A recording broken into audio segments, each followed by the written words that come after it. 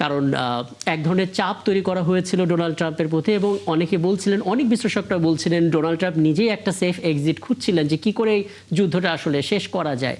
প্রথমবার যখন ইসলামাবাদে বৈঠক হলো তখন সেটাকে বাগড়া দিয়েছিল নেতানিয়াহুর একটা ফোন। পরবর্তীতে বলা হলো সেই ফোনটা না এলে হয়তো একটা সমাধান আসতো। এখন আমরা বলছি একটা ভালো যুদ্ধবিরতি সম্ভাবনা তৈরি হচ্ছে।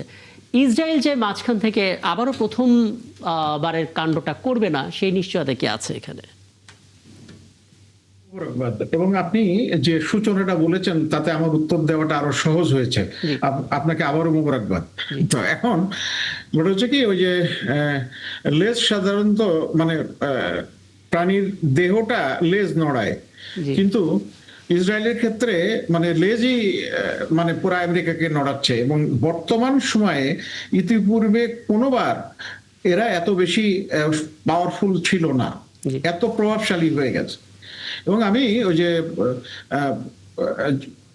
কেরি সাহেব আমাদের আমেরিকার পররাষ্ট্রমন্ত্রী ছিলেন, উনি বলছিলেন, তো উনি তো ভিতরে খবর জানেন, এবং ওটা এই প্রথম যে নেগোসিয়েশন হয়েছিল, চুক্তি হয়েছিল, সেই চুক্তির একটা উল্লেখযোগ্য ভূমিকা পালন করেছিলেন উনি।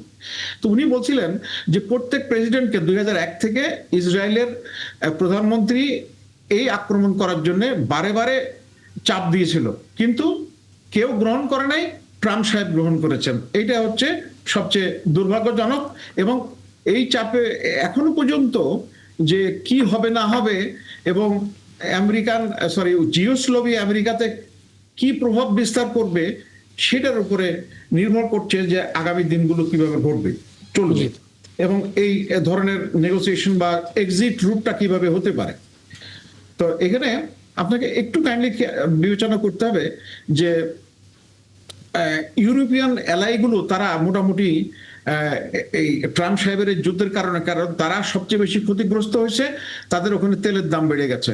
তারপরে আমেরিকান আরো দুটা মিত্র, আমাদের এশিয়ান সবচেয়ে কঠিন মিত্র জাপান এবং সাউথ কোরিয়া, তাদেরও খুব অসুবিধা হচ্ছে এই অবরোধের কারণে।